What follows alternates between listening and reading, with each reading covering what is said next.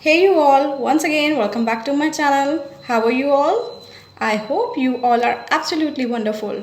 So students, in today's video lesson, we will be starting up with our new topic and that would be from our grammar side, right? So in today's video lesson, we will start this new chapter number 1, the sentence, right? So it is a very basic and very important topic in our grammar, right?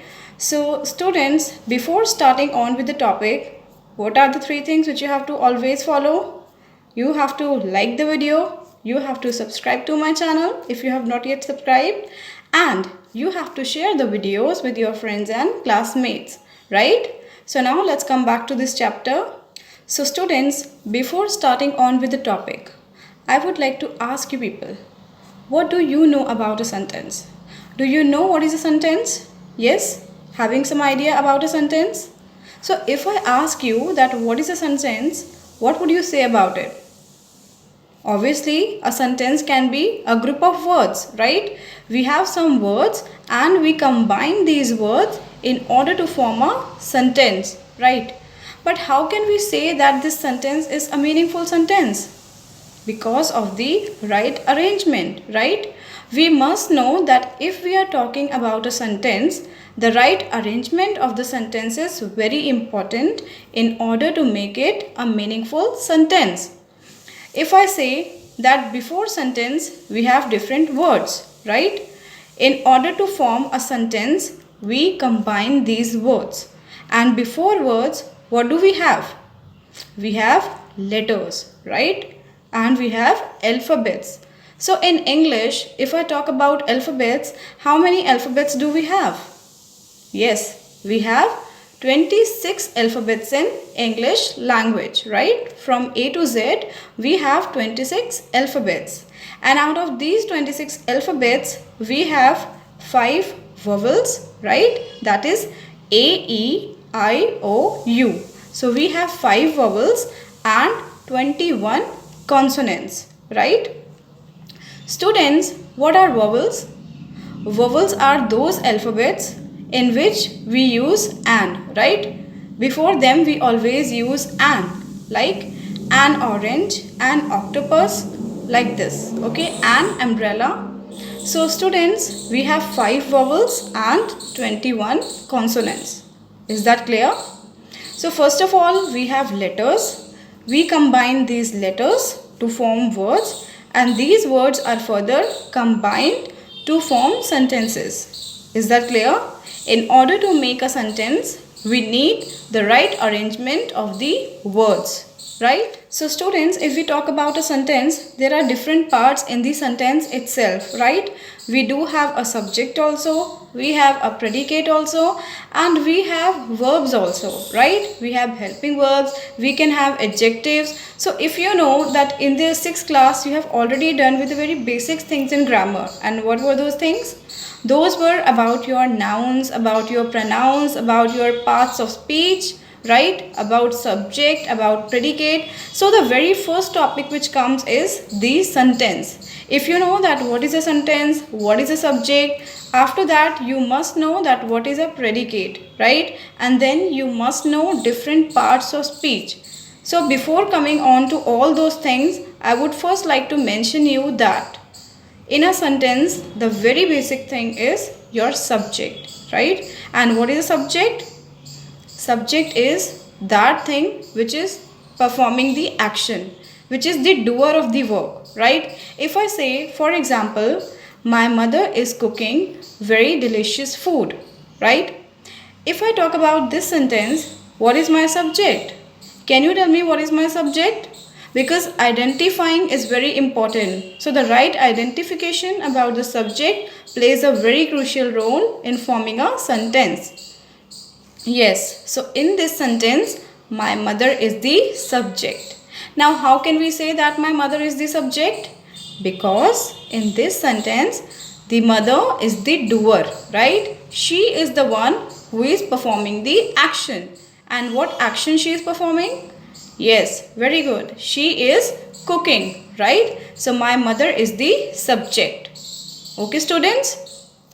Now if I talk about my mother is cooking very delicious food, Obviously, to form a meaningful sentence, I need some other elements also. And what are those elements? So students, those other elements are the helping verb, the main verb, right? And the object. So all these things together makes a complete sentence, right? So if I say my mother is cooking very delicious food, in this sentence my mother is the subject, right? Is my helping verb. I cannot say my mother cooking the very delicious food, right? I need some helping verb so that I can support my sentence. So in order to support my sentence, I do need a helping verb as well. Okay. So my mother is the subject. Is my helping verb. Then if I say my mother is cooking, right? Is cooking or cooks very delicious food. So here cook is my main verb, right? What is the action which she is doing? She is cooking the food, right? She cooks a very tasty food. So that's why cook is my main verb. And then if I say very delicious food, very delicious means we are talking about the quality, that how she's cooking. It's absolutely delicious. So this is the, what is this? This is the adjective. This delicious is the adjective and food is the object. So are you understanding? In a sentence, it's very important to have a subject, to have a helping verb, to have the object, and to have the main verb as well. Sometimes we do have adjectives and sometimes it's not necessary that we always have adjectives in our sentence, right? So it depends upon the formation of the sentence, that whether it is containing an adjective or it's not containing an adjective. Okay students, is that clear to you all? So a sentence is complete in itself, right? Having a subject and a predicate. Okay. So students, when we talk about a sentence, what is the most important thing in a sentence? See, the most important thing in the sentence is the punctuation mark, right? Whenever you are starting any sentence, what you have to follow? That the first letter should always be written in capital letter, right? If I have a sentence, so my first letter would be written in capital letter. Second thing, if I'll talk about a place or if I talk about nouns, that is name, place, animal, things. So whenever we are referring to any noun, in that the first letter we will write in capital, right? And as soon as we complete our sentence, what is the most important thing? That we have to put a full stop as well. In order to show that my sentence is complete, I need to have a full stop as well, right? So students, when we are talking about a sentence, in today's video lesson, we are not going further about the types of sentences. We are only discussing certain sentences. Then we'll be talking about the subject, object, verb and the right identification, right? Now we have most of the sentences, right? In English we have ample of sentences, but how can we identify that this sentence is of past tense, this sentence is of present tense? So how can we identify? So the right identification is very important. And for that identification, we must have a base in grammar. We must have the knowledge of tenses, that which time period or time phase we are talking about.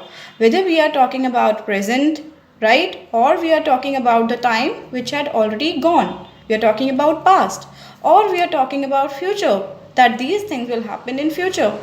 So although we are not studying here tense, but it's very important to have knowledge of tenses in order to make a complete meaningful sentence according to the situation, right? So I hope you are understanding what are sentences, right? And you are understanding what is a subject, what is a helping verb, what is a main verb, right? So now let's see some of these sentences and we'll try to identify the subject, helping verb and object. For example, let's see this sentence. They are playing football, full stop. So if I talk about this sentence, first of all, what is the most important thing? Step number 1, that we have to identify the subject, the helping verb the main verb and the object. So if I say they are playing football, so how can I say that with they I will use are? How can I choose this helping verb? Obviously, if I know the rules of tenses, then only I would be able to select that with singulars I should take what tense or what helping verb, or with plurals I should take what. So here they are talking about more than one people, right? They means there are more than one person. So with they, I will take are. Can I say they is playing football? No, I cannot say that, because if I will say they is playing football, that would be incorrect, right? Grammatically, my sentence would be incorrect because I cannot use is with they, right? As they is my plural. So, they are playing football. In this sentence, they is my subject, right? Because we are talking about whom? Who's playing? They. So whenever you want to find out a subject, you must ask the question, who is doing, right? Whenever you are asking the question, who is doing, who is performing that action, you will get to know the answer. And the one which will come in the answer would be your subject. So who is playing football? They.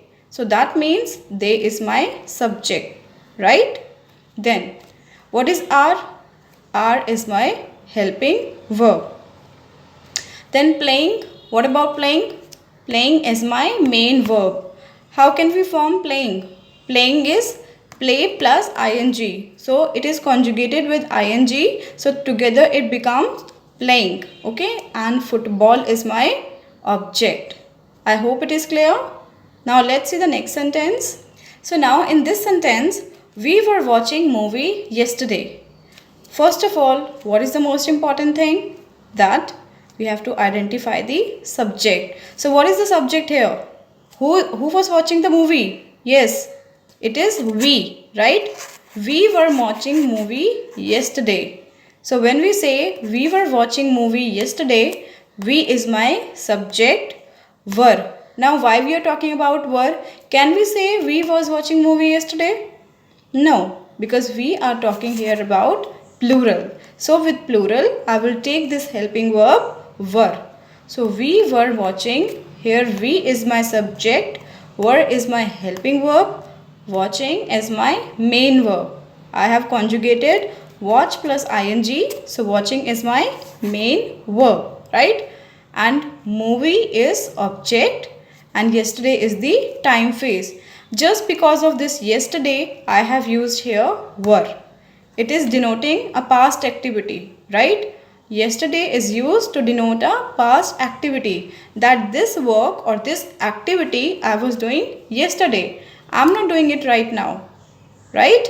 I have already done when? I have done this yesterday. So we were watching movie yesterday. It's a sentence of past. Okay. Now let's see this example. He is running. First of all, very important thing, to identify subject, object, helping verb, main verb, and then to identify the tense and time phase also. Whether it is a present continuous or it is a past continuous, what type of a tense it is, right? Accordingly, you have to see the other things. So that is very important thing.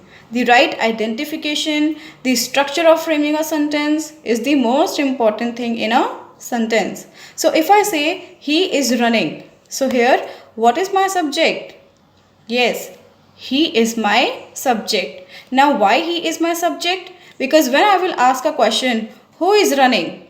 So what answer I will get? He is running. So that is why he is my subject, right? Are you getting it? Then is my helping verb. Can I say he running?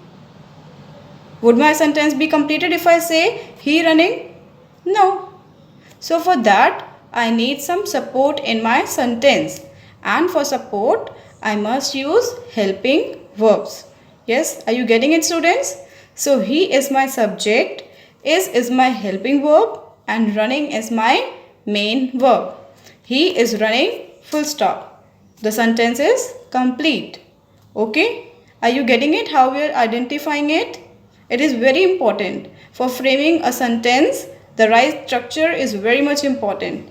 So you must know the right identification. You must know the subject, object and helping verb along with the main verb. Right, students? Are you getting it? So now let's see the next sentence. I am eating an ice cream. Now why we have used here an?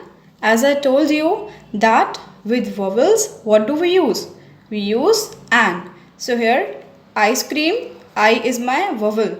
A, E, I, O, U, all these are my vowels, right? So if I have this sentence, I am eating an ice cream. It means first of all I have to identify. This is my present continuous, right? I am eating. I am talking about the present time that I am doing this work. I am eating an ice cream. So I am talking about the present situation. Okay. I am eating an ice cream is my present continuous tense. Fine. Then what is my subject here? Again, how we have to identify? I have to ask the question. Who is eating an ice cream? I am eating an ice cream, right? So it means I is my subject. M is my helping verb. Can I say I eating an ice cream? Do you think that the sentence is right in its structure? See, whenever you will listen those kind of words or you will listen to these kind of sentences, you will feel something awkward with the sentence. So automatically you will get to have an idea that the sentence structure is incorrect, right? So for that you must need a helping verb. To support your sentence, you must need a helping verb as well. Right, students? Are you getting it? So if I say I am eating an ice cream, I do need a helping verb as well.